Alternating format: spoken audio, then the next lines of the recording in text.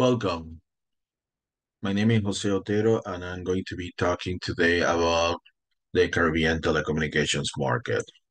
5G America, as you may know, is an association that is looking for the promotion of the adoption of telecommunication technology, mostly wireless technologies that are standardized by 3GPP, and our members companies have presence from Canada to Tierra del Fuego in Argentina and Chile, and they represent all the different areas of the telecommunications ecosystems.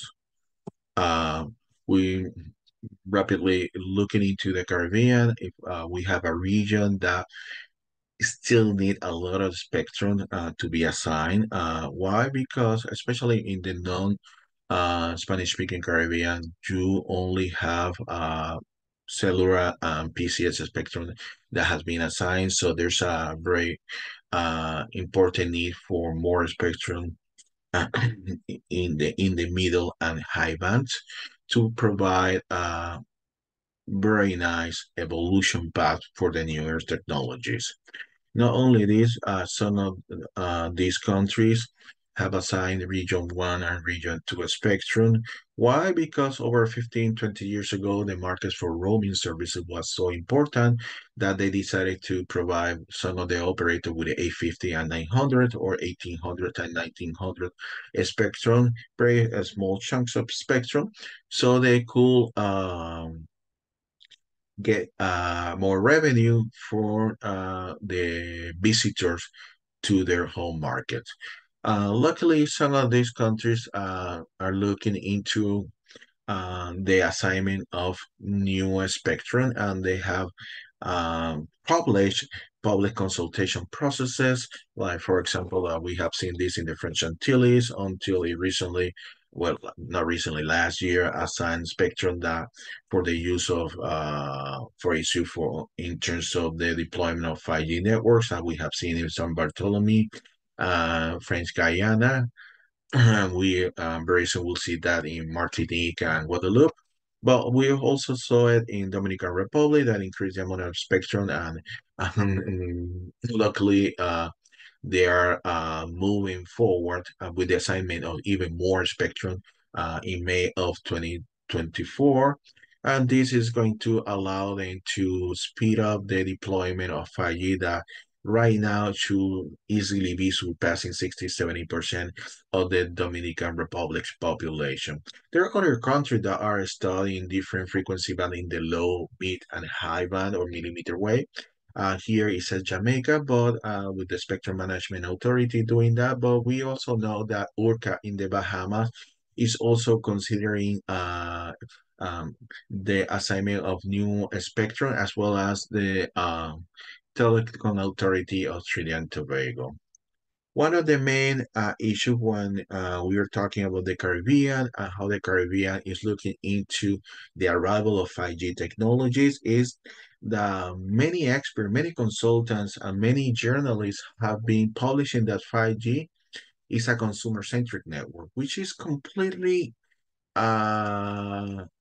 the opposite of what we have seen is the discussion of 5G in other regions. It's like 5G is the first mobile technology, for IMT mobile technology that is not looking at the consumer as its target market. Completely the opposite of looking at 5G as a consumer-centric network. No, 5G is a technology that has as its main target the corporate and the enterprise segment.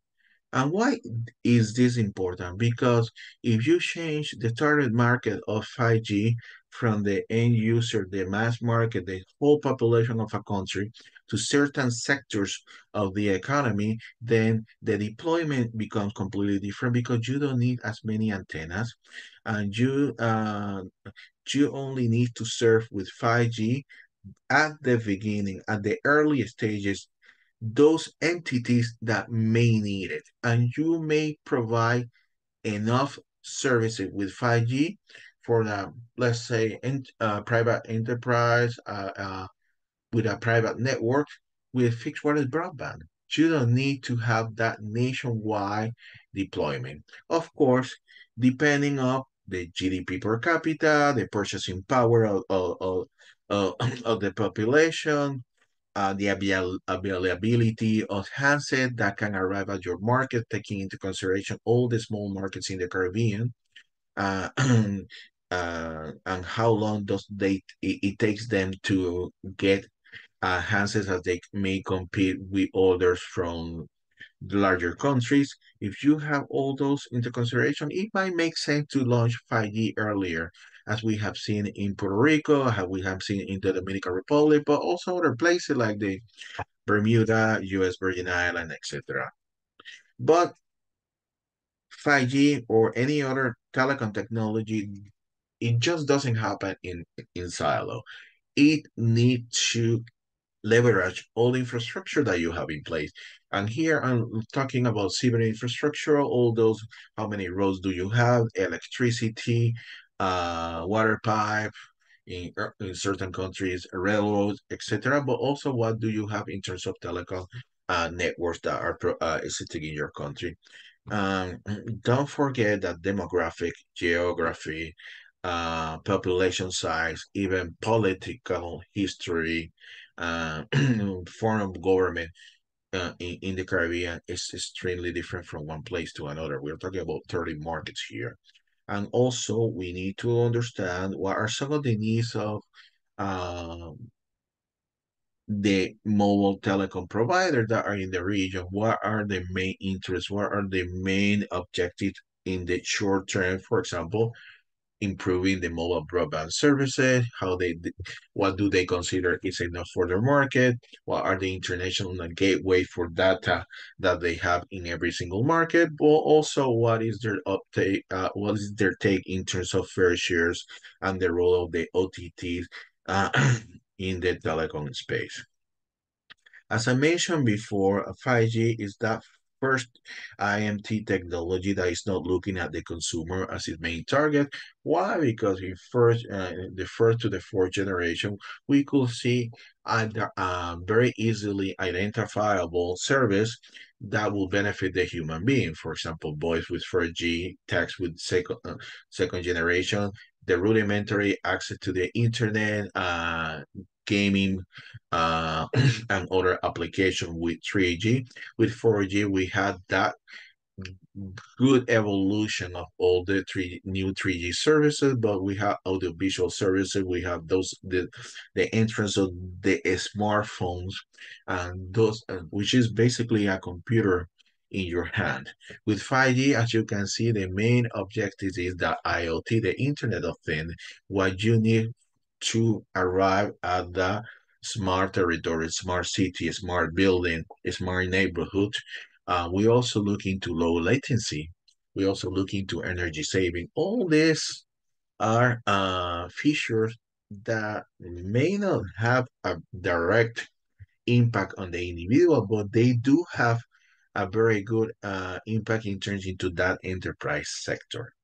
Here you can see what you can get in terms of uh, having that increase in terms of devices that can be connected to the network. In fact, we are looking up to 1 million devices per square kilometer. And as number two here tells you is that allows you for smart infrastructure, smart parking, municipal services, and everything that you can make more productive or efficient using devices. That low latency is crucial for industrial services, automated vehicle. It says remote medical services, but remember financial services. Key industry in many Caribbean countries, Bahamas, BVI, Cayman Island, are some of the examples of financial centers. And remember, if you decrease the latency that you have in terms of financial transaction, that translate into millions and millions of dollars in savings. And of course, we do have that enhanced data throughput. And why is that enhanced data throughput that we will be getting as 5G mature? Remember, 5G is not a one tech. It doesn't happen as a technology that arrived all at once. It's an evolution.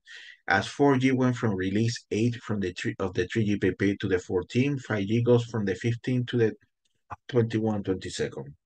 And during that time, you are going to get an increasing throughput that will translate to, according to Mobile Expert, a consultancy, a decrease in 80% of the price of that data throughput, that data transmission. And that what it makes is, uh, as and what that 80% in decrease in the cost of data transmission is, the result is very easily identifiable. You are making data-centric applications cheaper and more accessible. So you are going to have many companies like video games company starting to, develop a new product, including virtual reality, augmented reality, extreme reality. You're going to see a lot of companies, non-traditional actor incorporating all those sensors into their services, security with blockchain, robotics, being more efficient, and then everything that has to do with artificial intelligence, in all its flavor, machine learning, analytics that goes with cloud computing, edge computer, automated, vehicles are going to become more affordable, and that's, uh, how the end user will benefit indirectly as all these data centers application and all these data center services become, uh, cheap, cheaper. New services that are affordable will be provided to the end user. So, and why, and remember, most of these services, the main target in the short run are companies, corporate enterprise. And why is this very important? Uh, because 5G, to justify it, you may not need to rely in your local market. What are the needs of my population? If you're a manufacturer that is exporting technical equipment and you, most of your clients, over 98, 99% of your clients are overseas, then, how you evolve your technology adoption has to do more with what are your competitors in other markets doing than what is, happening in your own country. For example, this happened in Costa Rica. High technical, medical equipment exported mostly to Asia, North America, Europe. Some of their clients say, okay, I need you to calibrate all this medical equipment with 5G. They don't have 5G. And what happened? Costa Rica doesn't have 5G. Costa Rica might not have 5G until at least 2024, 2025, where all these companies went to other countries in the region that did have 5G to start, the calibration of their equipment, opening offices, and moving jobs, moving investment to other, jurisdictions because they didn't have it there. The alternative was to lose those accounts. The same may happen in the Caribbean in different industries. For example, in the Caribbean, we are looking to, promote digital nomads. Digital nomads, basically go to, a new place due to their connectivity. Do you have the connectivity that is good enough for that digital nomad? Are you putting the sensor that you require in the mining industry, in the agriculture industry? Are you setting up, private network in a harbor, at the airport, and at the oil extraction facility? What is it that you're doing or not doing that your competitors in other markets, are actually implementing, are decreasing their operating costs? And I'm putting you at a disadvantage. Those are things that we need to consider before stating we don't need 5G right now because the population doesn't need it. I mean, I could agree with you. Maybe the population is not ready, but maybe the certain segment of the public sector or certain segment of the private sector may need it. It's like, as of now. With that said, looking into the Caribbean, okay, more than 30 markets, 6 different languages, different history. Most of the countries are very, very small, with less than half a million, inhabitants. and less than 10,000 square miles. Different political background, different historical background, but almost every single country understand the need of using ICT and integrating ICT for their development. And there's integration in the education, like Antigua and Barbuda, in the e-health initiative that we have in the Dominican Republic, digital nomads, and all that, like in the Lesser Antilles. Agriculture that you may have in the oil industry extraction, like in the Guyana. So we understand how important it is. And to provide you with an idea of the 30 and over market that we had in the Caribbean, these are the names. So yes, we do have more jurisdictions in the Caribbean than in the rest of the America combined. So this is why it's so complex. And there's a huge difference. Usually, when we talk to people outside of the Caribbean, they think that everybody in the region gets along or everybody in the region identify with each other. There's a big difference. Yes, everybody says I'm from the Caribbean, but historical ties are segmented by what? By all those languages, all that historical background. As here are the Spanish-speaking Caribbean with very clear historical ties, as you can see from their flag. In the middle is Dominican Republic, and uh, and then in the left side is like how you see that flag evolving. And on the bottom left is the original flag of Puerto Rico, very similar to the original flag of the Dominican Republic that is above it. On the right side, you see Puerto Rico flag below, and then Cuba up. Left side is Puerto Rico, up is Dominican Republic, right side Puerto Rico, up Cuba. So it's not a surprise that back in the 19th century, they even considered becoming a confederation of the Antilles Confederation, and creating just a country with these three members. But uh, right now we have a different path that most people is familiar with. In the rest of the Caribbean, what we have when we're looking into the telecom market, if we look into the numbers of operators in Spanish-speaking country, we only have 10% of the operators in the region. But due to the large population of these countries, we have 45% of all the subscribers for mobile services are in the Spanish-speaking country. Basically, these three countries: Dominican Republic, Puerto Rico, and Cuba. Then we get in the French Caribbean, which like we have a huge um, differentiator. First, we have the overseas department from France, which is French Guyana, Saint Barthélemy, Martinique, Guadeloupe, Saint Barts, and then we got Haiti. In terms of these operators, the French Caribbean has 22% of the operators, but 29% of the subscribers. And that 29% includes roughly 4 million from Haiti. The Dutch Caribbean, 14% of the operators, Aruba, Bonaire, St. Eustatius, Curacao, St. Martin, and then but only 3% of the subscribers. And the English Caribbean is 54% of all the operators, but only 23% of the subscribers. So you can see the differences that we have in the Caribbean when we look at it from different angles.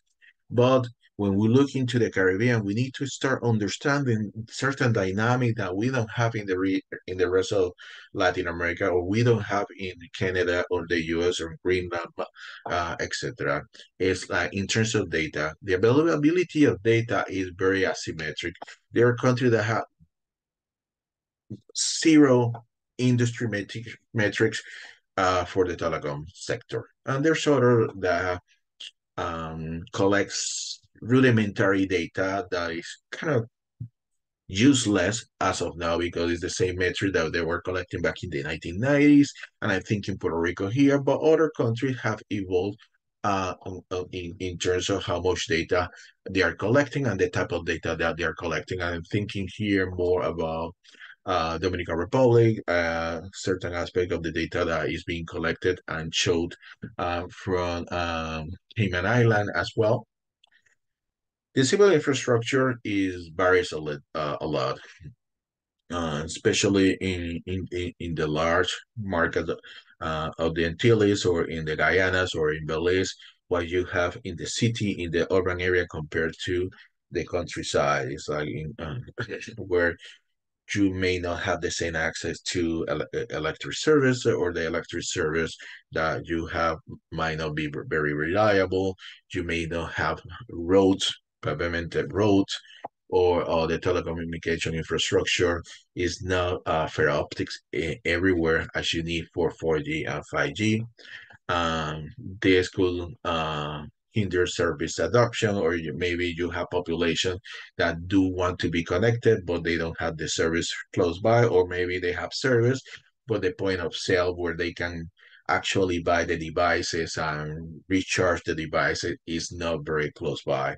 And one of the main problems that we are getting in terms of the Caribbean as a whole region is the availability of human capital. How are we going to get that human capital to all those experts in the different areas of the telecom and ICT segment just to learn and provide maintenance to those networks, to develop application, to solve local problem with local solution? Not only train them, but how do we retain them in the region? That's a really, really important question that we need to answer. In terms of the public policy, what we see in the Caribbean, besides that almost everybody knows and understand the importance of technology for development, is that we have contradictory information. Yes, there are many countries in the Caribbean that have gone into the bandwagon of declaring the internet a human right or the basic right, but they still have uh, laws or rules that contradict this. It's like you're making the access to the internet a human right, but import taxes are extremely high, or service taxes are extremely high. So on the one hand, you say, okay, I want everybody to have access, but I'm making it so expensive that some people in my country won't be able to pay for it. So that's something that we need to consider. And in terms of also, due to the geography of the Caribbean, there are other public policy and all the aspects that we need to consider. For example, in St. Martin, it's very easy. In Hispaniola, it's very easy to identify interference between the two countries. In Haiti, Dominican Republic could happen. The Dutch and French sites in St. Martin, but we have from Venezuela to the Southern Caribbean, without the Venezuelan government talking to some of these countries, Trinidad and Tobago, Aruba. We have some problems there, but we also have some problems between the French Antilles and, let's say, for example, Saint Lucia. So those are problems that we have, and the problem are not easy to solve. Why? Because in Dominican Republic or Haiti, you have Dominican Republic, a stable country. The Dominican Telecommunications Institute is one of the best regulator in the America, whereas a country is undergoing a nationwide crisis. UN's Peace Corps are going from Kenya to Haiti to try to return it to normalcy. In other places in the Eastern Caribbean and the Lesser Antilles that may have interference with the French Antilles, well, everything is decided back in Paris. So it's not that easy to have those meetings. And Venezuela, in terms of the National Telecommunication Commission connector from Venezuela, it historically during the last decade, it has not been as responsive to the request from other government to deal with that interference. So it's not very easy to do, but there are things that are efforts that are moving forward. Then what we have in terms of the Inter-American Telecommunications Commission, they are working with different countries in the region to chart to uh, a path uh, on how they could improve the telecom services and the telecom infrastructure that they have to provide new ICT services to their population. They have done it in Paraguay. They have done it in Panama, but in the Caribbean, they have they've been working with Dominican Republic very closely, and they already signed and are looking to do it in Belize, and they are looking for other areas in the Caribbean as well. We have some digital transformation plans taking place. Dominican Republic, it has been very direct in terms of the implementation of the broadband plan that is basically the preview of the digital transformation plan. And since almost 10 years ago, Curacao had that national digital transformation plans ongoing. So it's very important to see what is happening in the Caribbean. Unfortunately, some of these efforts are being accelerated or have been slowed by obsolete laws. In many places, the laws that they have, that regulatory framework is the same framework that they use to liberalize the market and bring competition. So there's an upgrade in terms of that law is needed. Um, it provides difficulties in granting authorization. There's also issues in infrastructure deployment authorization as well. And as mentioned before, how to assign spectrum for IMT services. But that's the view. Now let's talk about how different is the Caribbean.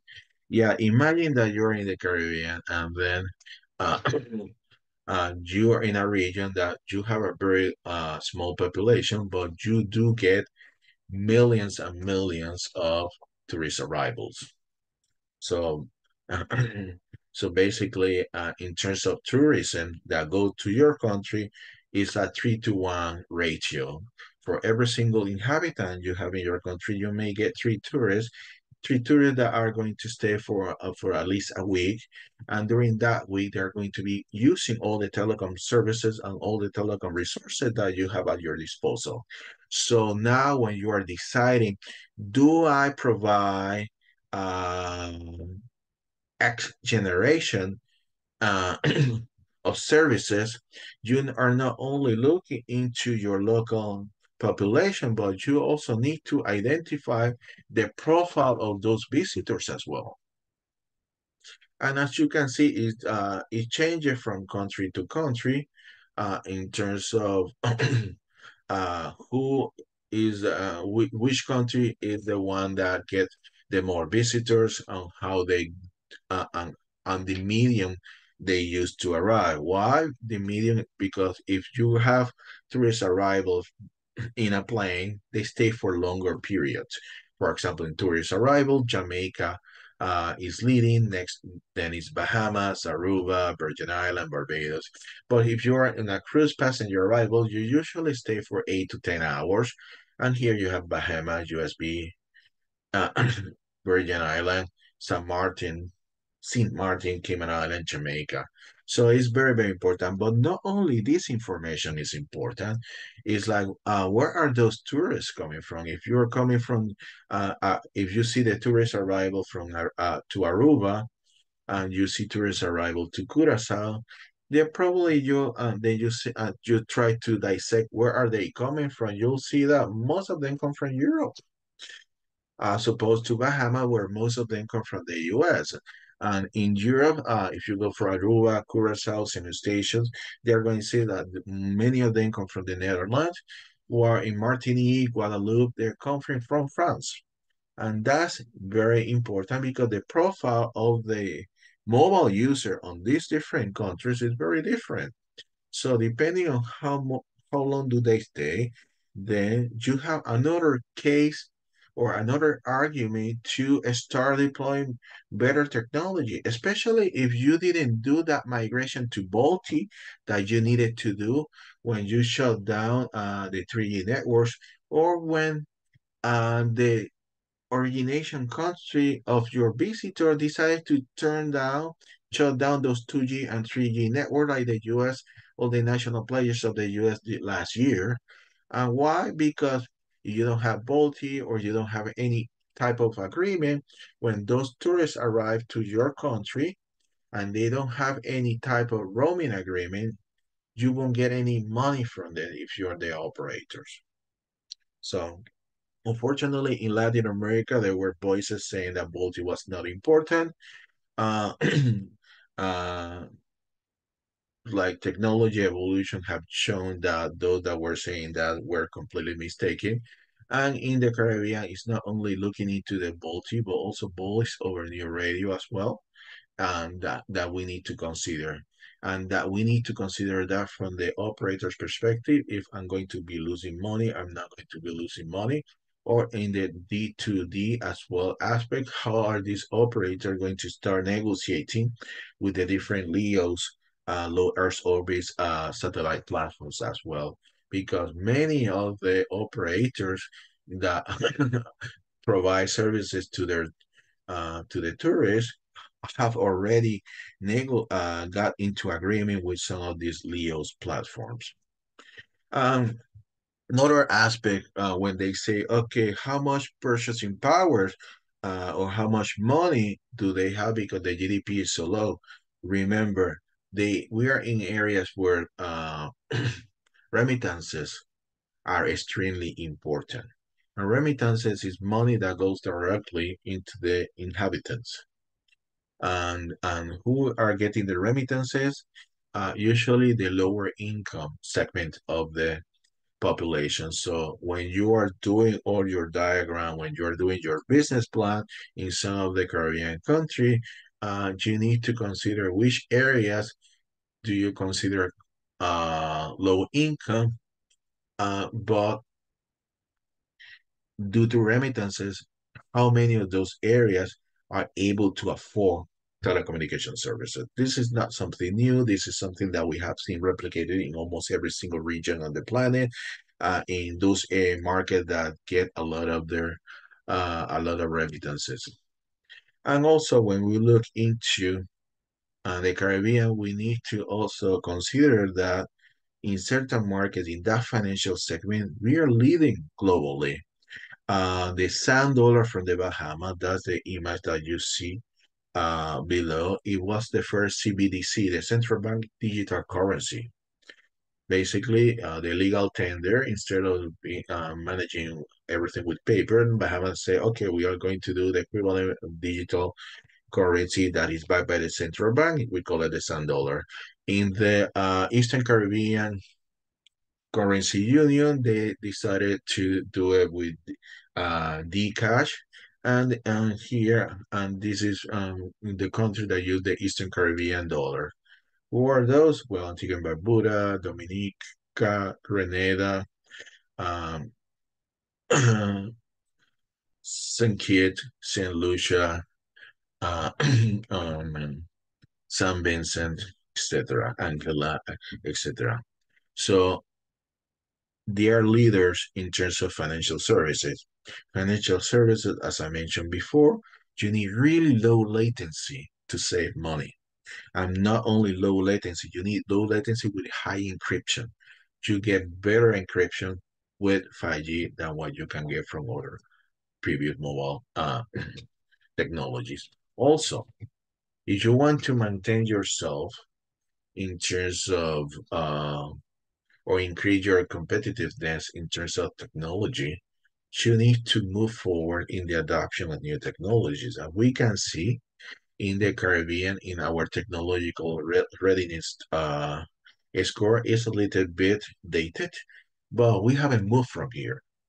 I will argue that in in some instances we have gotten a worse score because we are not migrating towards the new technologies. However, it's not due to lack of telecom services. We do have a mobile network covering most of the population, but we do not have the latest technology being deployed. And remember, here I'm talking mostly that in that that offers good services to the population. And talking about 4G, that is very clear what the services are. But the 4G in their LTE Pro release, release 14, because for 5G is a whole different game. You might not have the whole population ready for it. In cases like Puerto Rico, yes, you do. But in other places, like for example, Jamaica or Haiti, you might not have it very ready because it still need to develop its economies of scale. It still need to provide third parties and non-traditional actors with enough benefits that they can provide those benefits to the general population in through new services. And the other aspect that we need to consider in the Caribbean are those international gateways, like how many landing submarine cable systems we have, uh, how connected are these islands? Is a supply and demand aspect because the more usually the more cable system that you have, the cheaper the services are. This graph is a little bit dated, but as you can see, in terms of connectivity for submarine cable system, we are not equal. But it's not only having all these submarine cable system connecting the different markets. As you can see here, it's like we have three major cable submarine cable systems that are either going to end their productive life expectancy. So we need to increase the number of submarine cable systems, but we need to replace them as well.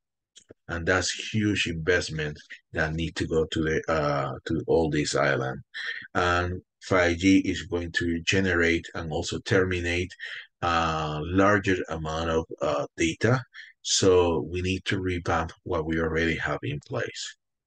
And also, as I mentioned before, every single Caribbean market is completely different from a demographic, political, geographical aspect. When you look into the technologies and why they got there before other countries, here in the case, I have Aruba, I have uh, U.S. Virgin Island, Antigua and Barbuda. Basically, and Antigua and Barbuda it was to um, it was to improve the competitive position I think over telecom operators. Just Virgin Island is competitive dynamic response to U.S. operators' national strategy. Bahamas incumbent position is strengthening incumbent position prior to mobile liberalization. And in Aruba, Setari was to continue strategy positioning itself as innovation in the Caribbean. In terms of the 5G deployment, and not counting Dominican Republic or Puerto Rico, it's the same for Virgin Island as it was for 4G.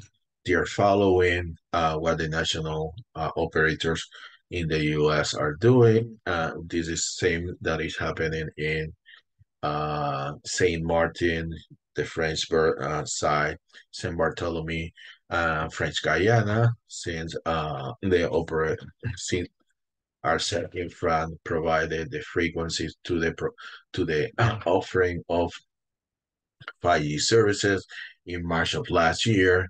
Then we had Trinidad and Tobago and Suriname to offering services in specific area through fixed wireless broadband because it was cheaper than fiber optics, and then in Bermuda because the operator considered that both the private sector of the island, but also the population was already in a point where they could justify the launch of 5G. That said, in terms of Aruba, we have an operator that signed up in May, it was in December 2019, an end-to-end agreement to deploy a 5G network, but it has not launched commercial services yet. I've been talking to a couple of the parties involved, and they say it's like the lack of devices is having very small economies and asking for 10,000 or 15,000 devices when the next operator is asking for 50 million devices, put you and places you in a huge disadvantage.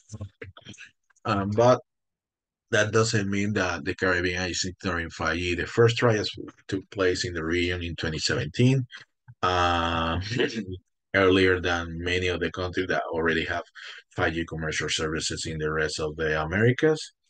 As I mentioned before, Dominican Republic and Jamaica are considering a spectrum. Dominican Republic already mentioned the spectrum auction is in May. It was supposed to be uh, taking place in the, I guess this week in April.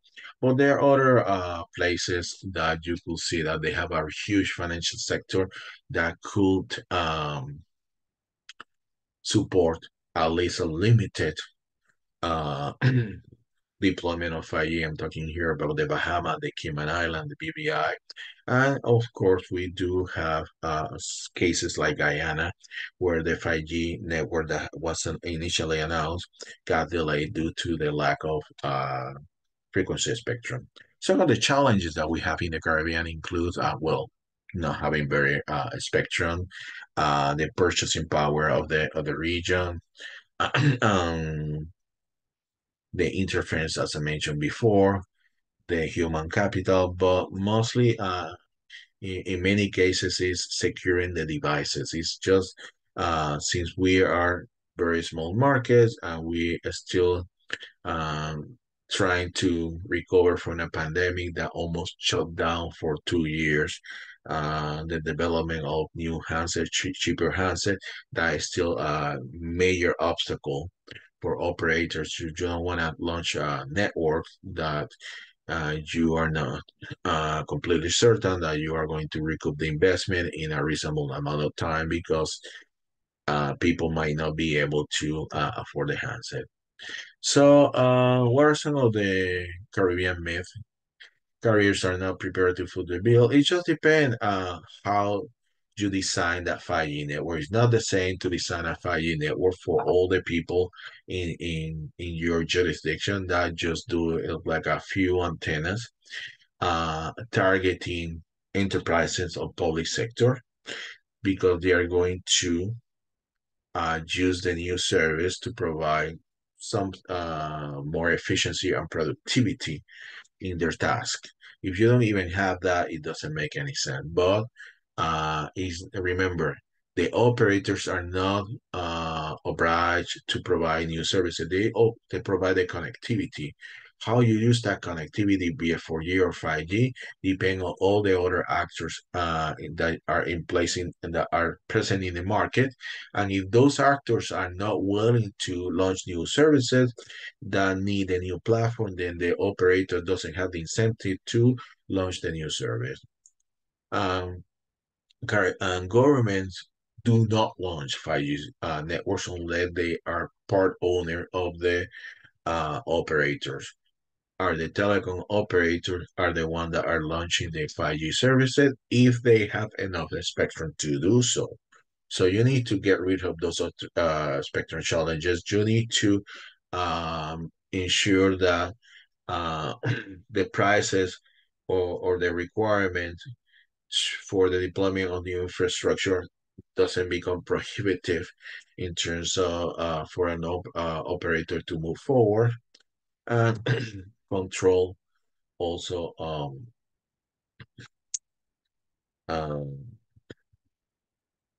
expectancies, uh, control expectations. You need to control fixed 5G as a fixed wireless broadband. Everybody knows that for rural remote areas it's very good, but remember, due to the proximity of some of the islands, it could be used as if you're in an island that only have one submarine cable system, but you are very close to an island that have three, four, five cable system. Then using 5G as a fixed wireless broadband for backhaul and get the data from one point to the other point. It becomes a very interesting business model. This is not something new. This is something that has been already been done in the Caribbean with previous technologies. What we have learned so far is authority need to be proactive, allocating more spectrum, assigning more spectrum. Uh, we need more international gateway. We need to modernize the undersea cable system Political and demographic issues have a direct impact in the operator's business strategy. We need more effort to develop local content and local solution. We need to train government officials, but we also need to train enough workers among the population so they keep in place the ICT and telecom networks. Um, Wireless broadband is key for development, is key for any digital transformation strategy that you may have. The outlook, unfortunately, delays in spectrum assignments are going to continue. There are going to be more 5G launches in the coming 12 to 18 years. It should speed up a little bit. There's a learning curve in terms of how it's going to have a positive aspect in terms of their impact in the economy. And there's also a very good, a great need in terms of having more countries develop and start implementation of their digital transformation strategy. Thank you very much. If you have any questions, uh, this is my direct email. I look forward to hearing from you. Uh, I hope you also start look and explore other presentation during the World Telecommunications Summit that 5G America has organized. Thank you.